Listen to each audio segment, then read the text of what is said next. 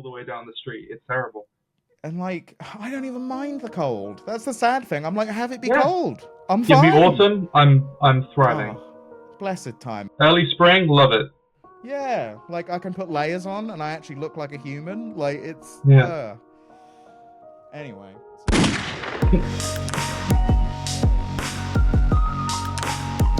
First, would you mind just introducing yourself and letting us know who you are? Sure.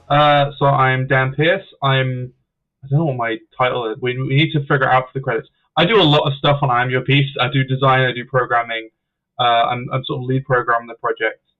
And yeah, I've been working on it for 8-ish months, or coming up to 9 months. It's a very small project, like quick turnaround project, but I've been spinning a lot of plates during that time.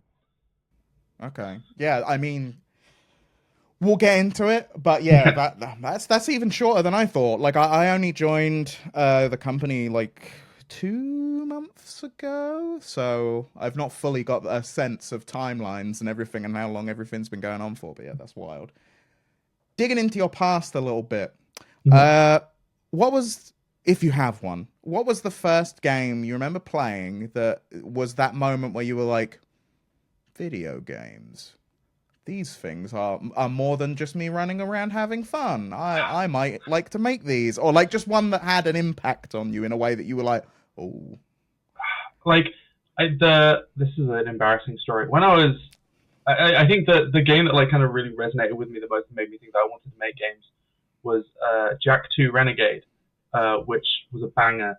Love that game. I'd skipped over Jak and Daxter entirely. I completely understand why people who love Jak and Daxter have reservations with Jak 2, so they're getting really dark. But like, I just loved it. It was so like for my mentality as a 10-year-old, it's like, whoa, there's guns. It feels a little bit like GTA. There's skateboards. Like it's there's all this stuff where it's just like a real grab bag of like everything that was kind of cool and interesting going on in that era on like PS2 games. The reason it's embarrassing isn't because like that's the game, but because I realized I wanted to make games because I lied to my friends and was like, I'm making games. And we'd spend like break time at school just like kind of conceptualizing games. I was like, yeah, I'm gonna make this. And we just ripped off Jak 2 Renegade because like, why would you change anything? It's great. You nailed it. I like that you just boxed yourself into being a game developer. Yeah. I was like, well, I have to do it now. I was just going to really about it. What was worse, actually, was because like I felt so embarrassed afterwards. I was like, well, like these kids definitely know. Like we switched. This was when I was like 10, 11, 12. So I went to secondary school after that. The kids I was sort of like doing this conceptual stuff with they're in the year below me. So we had about a year where we were at different schools, and then they joined my school. And I was so embarrassed about like the fact that I wasn't actually a game designer, that I just didn't talk to them for years. I eventually caught up with them when I was like 16, and was just like oh yeah, like oh, it's so embarrassing. I can't believe this happened. And then when I caught up with them, that was like just when I was very, very fortunate, and I won BAFTA's first YGD award. So like, what are you doing now? And I'm like, well, I'm making games. Nice. It just sounded like I was lying again. I was like, no, this is like a real thing. I really am. This is a career I'm pursuing actively. Yeah. So that award would be the Young Game Designer Award from BAFTA, if I'm correct. Yeah, that was back in 2010. Man, nice. A while ago. How old were you? Like, not to age you or anything. 16? Yeah, wow. 16. Yeah, it's almost half my life away now at this point, which is doesn't feel great. But it's still going. I love that BAFTA YGD is like still a thing, and like there's been so many like impressive developers who like I are just like part of like my sphere in the industry now, and I it's been amazing watching them all rise up, and I feel I feel very grateful that I got to kind of be a part of that, like really right at the start, and that it's sort of survived as long as it has. Yeah, that's wild, man. So what was like, because sort of interested in what was the first actual game you made, and like I suppose the one that you really feel like this was the first thing I made that I was proud of, and that could literally be just making like a box move when you press up, like, because even that is like I can't do that. So like whatever whatever that point was for you. What was that game? So that was probably so in 2014, I released a game called 10 Second Ninja, which is actually the second game that I released. But it was the first one that I started.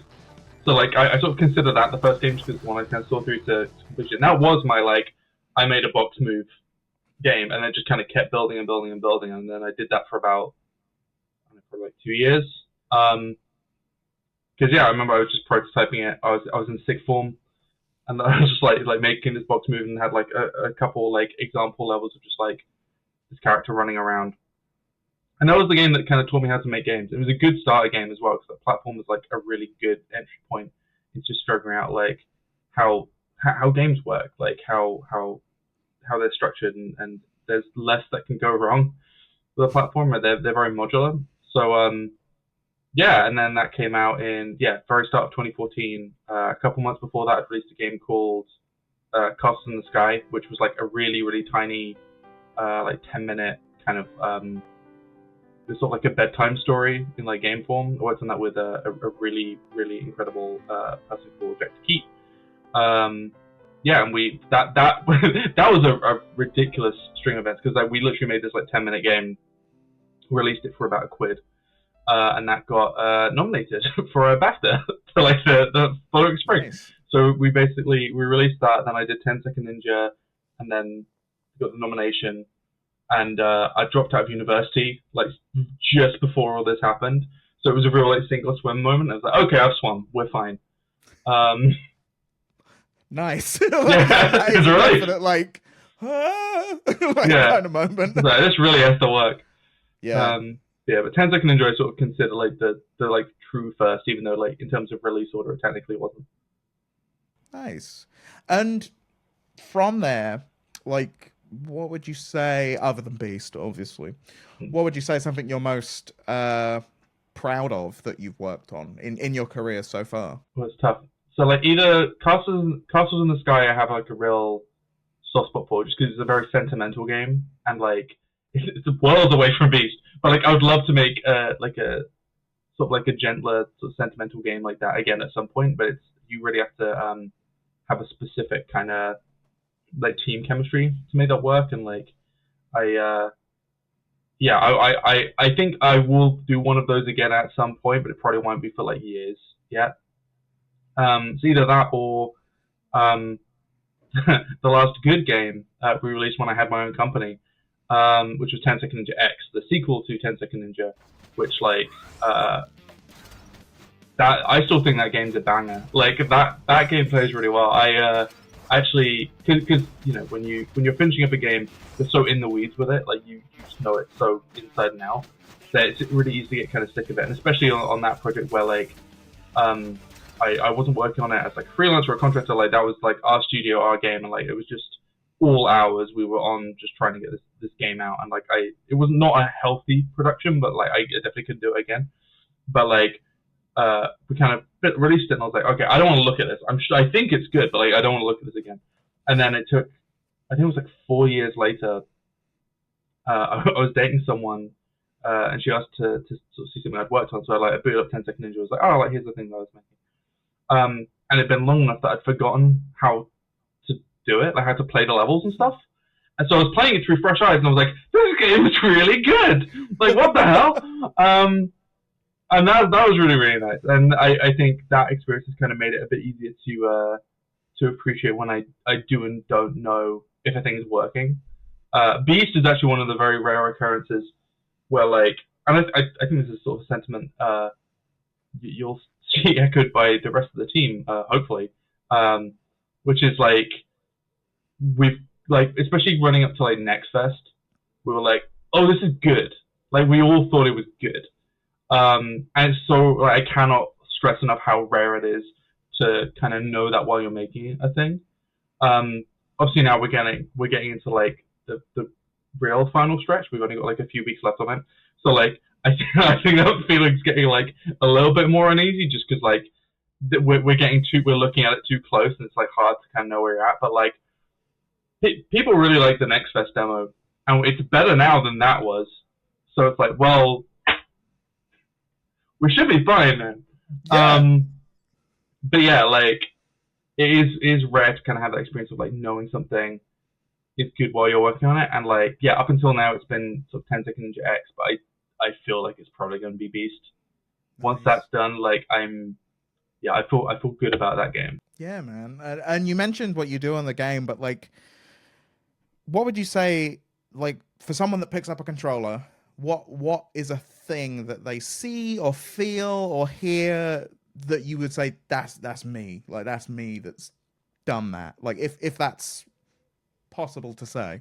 I'd say so something that has happened a few times is people who know me quite well or have like played other things that I've worked on or whatever, um, have like played Beast and been like, oh, like this feels like one of yours, like the on the like just on the pad, like on the keyboard, whatever. Like it's something about I think the way the game kind of moves and like the sense of like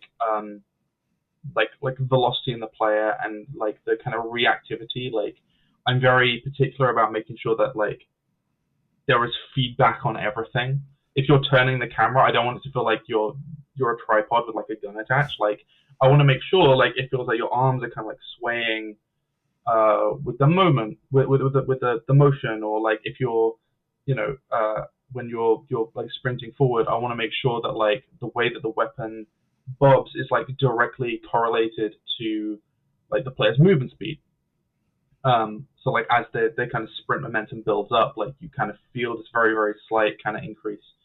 Um, it's not things that like I expect players to kind of like consciously be like, oh well, like my arms are moving at this speed, so clearly I'm going at this speed. But like it is a thing where like when you stack all of these things on top of each other, you do just kind of get this sense of just like everything being right, and you get like a really kind of intuitive sense of your character's momentum or like what they're able to do. But yeah, like one of the pieces of criticism that we got coming up next fest was like the climbing system sort of didn't align with that sense of like momentum and feedback. It was more like kind of stop and start, where like you have this like really good sense of like flow and like, everything going together, and then you kind of press a button and then you're kind of locked in a way that feels like at odds with that. And that was one of the things that like coming out next we were like really really focused on improving, is make sure it feels like you just get a consistent sense of flow and you're never losing that sense of just like yeah, like feedback and like flow. So I'd say if I could like lay claim to anything, it's that it's like the flow of how the character moves and all that kind of stuff is like I'm constantly making tweaks and like we'll be continuing to make small tweaks to that right up until launch, and in all likelihood probably like very minor things after launch, just because like I'm very particular about like just making sure that there's always something telling you what you're like physically doing in the world.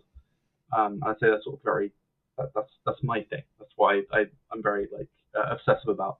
Nice, man. Yeah, that's and you. It's definitely, I think, something that you immediately like. If you've played a lot of first-person shooters, like people will always reference stuff like Destiny as like it feels great to Mm. play it. Like it's got that Bungie feel Yeah. to it. Uh, did you have any influences for this kind of motion that you're making, or is it like just instinctual? Like, where did that come from for you? I'm I'm a very big fan of Titanfall 2. Oh, that Um, game's great. if Let's yeah, just throw that out there. were this game set in a different environment, there would absolutely be parkour in it. Yeah. The climbing system is like kind of like the closest we could get to that in this kind of setting that sort of made sense. But yeah, but like I think the way Titanfall handles movement is just like incredible. Um, the way they handle things, even stuff like aim assist, like the something we've done in Beast is like trying to make sure that there's like a nice amount of kind of like magnetism on your shots, because it's not a precision shooter. Like we're more focused on momentum and the player keeping pace than we are like doing an aimbot thing, or not an aimbot thing, doing a what's that thing where you like do the aim trainer?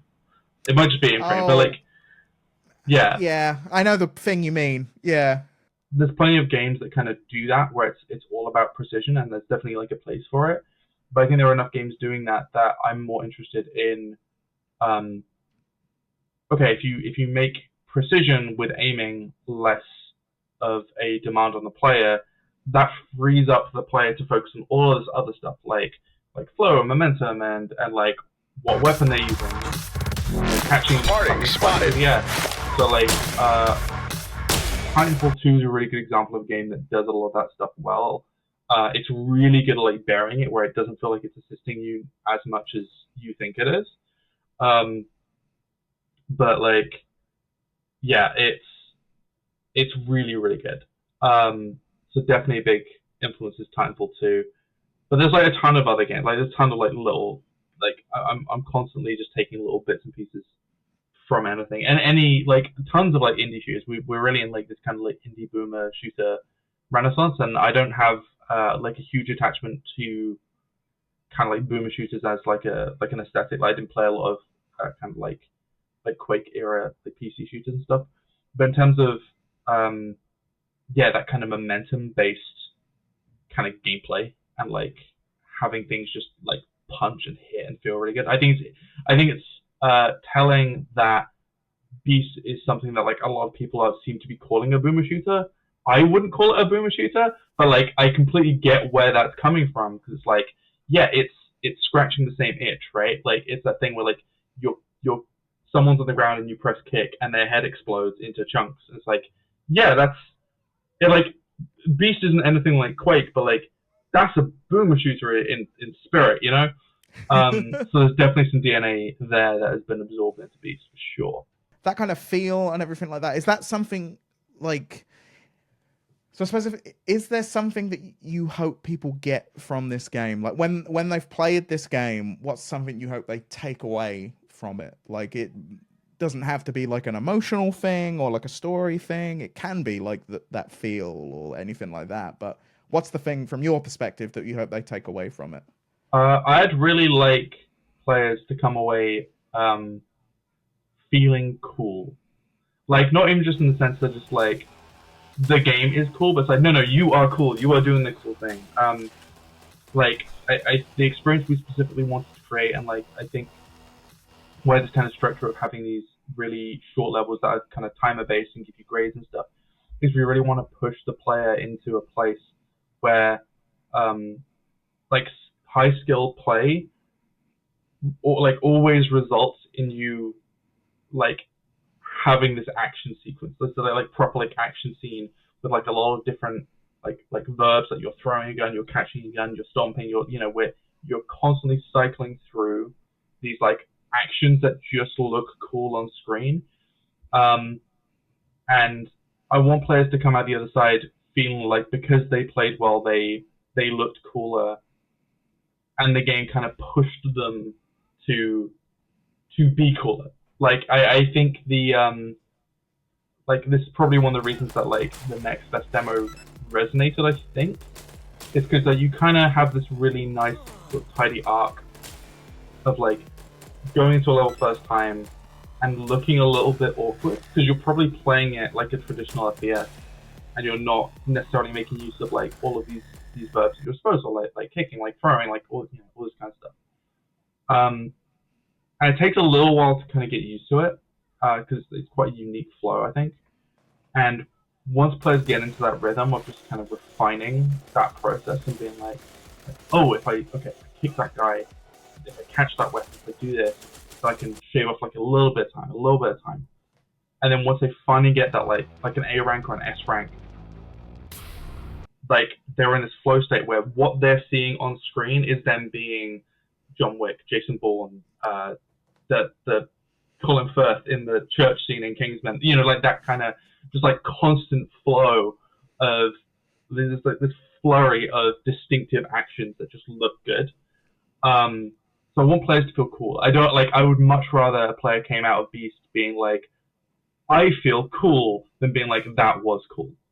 I think it's like a real collaborative thing. All we can do is give you the verbs to be cool. Like, you got to do it. And my job as a designer, and as like a gameplay programmer specifically, is to make that process feel intuitive but earned. Um, like we can't just hand it to you, and I think one of the things we've been kind of constantly tweaking a lot is this thing of like if we make certain things too easy, like too forgiving, um, that it kind of you lose a lot of the meaning of that when you actually get a good run. We're trying to find like walk this line where like most players should be able to get an S rank that looks good, but just barely. Um, there's a skill ceiling beyond that with players doing absurd stuff that I did not know was possible in the game. There's going to be so much more of that at launch. I'm looking forward to seeing our levels just break. But yeah, like that's the experience I really want people to have. That's the thing I want people to take away is realizing like, oh, I can be cool. I can do the cool thing. I can look cool in this game. And hopefully that comes through. We've one thing that's been nice has been seeing people go into the next first demo being like, oh, this game seems like it'd be really cool if I was any good at it. And then they sort of sit with it for a little bit and actually play it, and they're like, oh, okay, I think I can get like one grade higher than this. And then they do that, and they're like, okay, that actually wasn't as hard as I thought it was. And they're realizing in real time, like that they can do the cool thing. They can do the cool thing, and they can sort of take ownership of that. Like it's them doing it. And yeah, I think that's sort of like the Beast experience in a nutshell. That's what we really want, or at least what I would really like people to take away from it is that arc of like genuinely feeling cool and earning that. Nice, man. I got one more question about Beast, which is if you could describe it in one word, and you may know that this will probably be something that goes on TikTok as to its shortness. But if you could describe I'm Your Beast in one word, what would that be?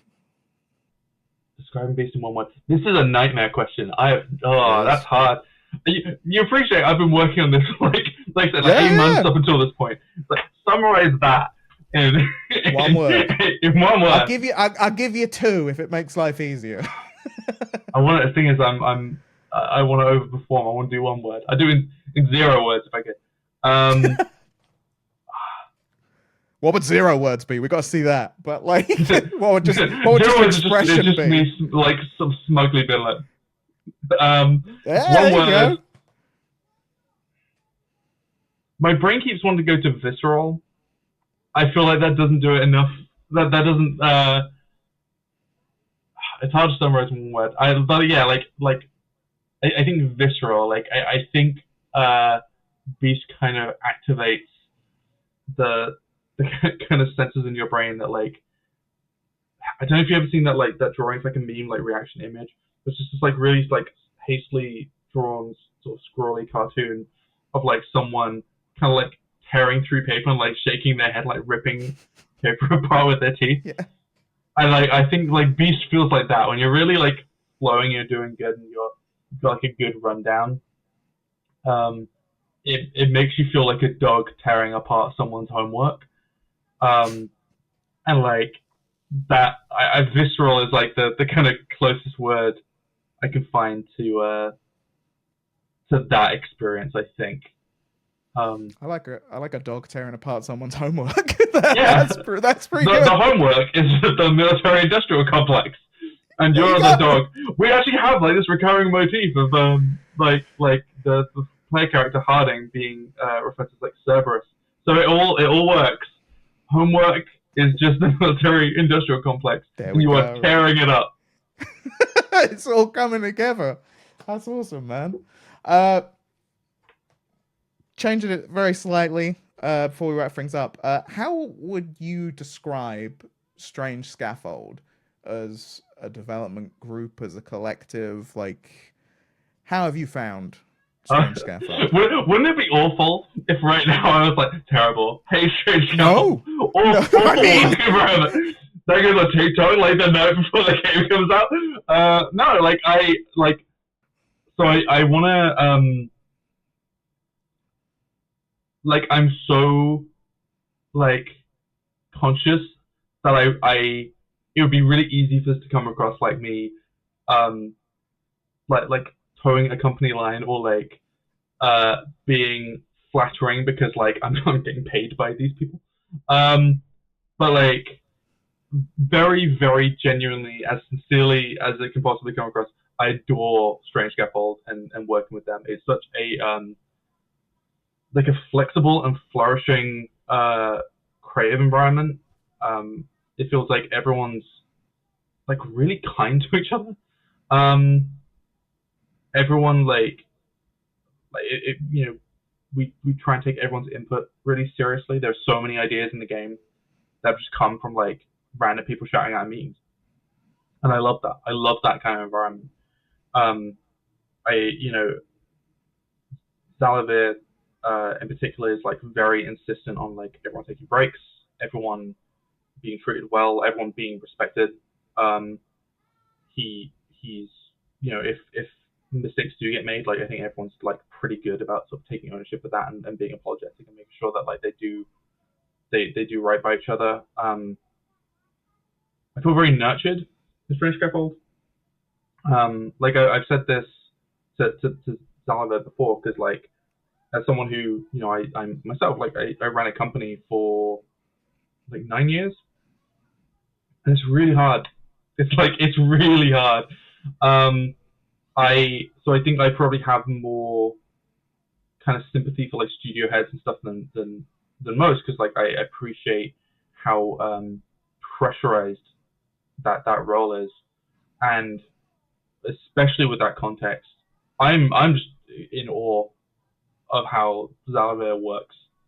I am so incredibly like honored to be part of the Strange Scaffold framework. Again, like I'm so wary of this sounding like phony, or like I'm just trying to do like I don't know like puff things up, but I feel very, especially with where the games industry is right now, where there's like a lot of not great working situations. There's not a lot of jobs around. There's it's really rough out there. Being part of Strange Scaffold in this way at this time feels like a monumental stroke of luck for me. I've never been happier working in games than I have been on Strange Scaffold projects, like by far. Um, it's yeah, like it's it's interesting because me and Zalaver have talked about this a little bit before, where I think because I did my own thing before Strange Scaffold, he and like a few other people I know have kind of mentioned like the idea of me going off and doing my own thing after, and like what that would look like. And like I have no intention of doing that like for the foreseeable at all. Because like I don't know, I don't think I could do this better than Zalaver is doing it. And like and everyone else, like all the producers who work on the team, like it's incredibly it's just such a unique and special creative environment to be working in. I feel so supported, and literally the only way I could imagine, and this is like looking way ahead, because again, like foreseeable, I just want to do Strange Scaffold things. Like if I were to do something outside of Strange Scaffold, a huge impetus for me doing that would be because like I want to see more studios like Strange Scaffold, and like the only way you could really do that is by like splitting off and creating another one, because I don't think the solution there would be to scale up Strange Scaffold into this like enormous thing, and I don't think Zalaver has any aspiration of doing that. I think he wants to keep things like very focused. So yeah, that's maybe like the best endorsement I could give it. It's just like the only way I could imagine leaving Strange Scaffold is to try and replicate it, because I think the industry could use more studios like Strange Scaffold, and I frankly don't think I have the skill to do that, because it's really hard. It's really impressive what's been built here. That's great, man. That's really nice to hear. Well, thank you for doing this, Dan. Thank you. This is great. Dude, yeah. The only other thing I wanted to do was just ask where people can find you on the internet, and if you want them to follow you around, then always. Where would that be? There you go. Who doesn't? So my Twitter, it's not Twitter. My Twitter. It's Twitter. Like, I don't care what they're calling it. Yeah. Yeah, but my Twitter is @GameDesignDan. Very, very concise, very easy to remember. I'm a game designer. My name's Dan. If you need a way to remember it, there you go. Yeah, that's probably the easiest place. I'm not like I don't I don't have like a website or a YouTube channel or anything to promote. So literally just Twitter. Watch me lose my mind at the moment playing Final Fantasy 14 and just like posting everything about it. I've seen. It's good stuff. You want to check it out. I'm having a time with Final Fantasy 14. The game's getting really good. Yeah, that's probably the best place to find me. Awesome, man. Well, thank you so much for doing this. And yeah, looking forward to the game coming out. Me too. Nervous. There's work to be done between now and then, but less nervous than I usually am this close to a project releasing. And I'm very glad that people are so excited about it. Yeah, people really like. I mean, I really like that demo. So, like, I know that's a big thing. So, well, it's a big thing for me. It's not a big thing for you. I like it, Dan. I also like it. I think it's a good demo. Yeah, it is. I enjoy it.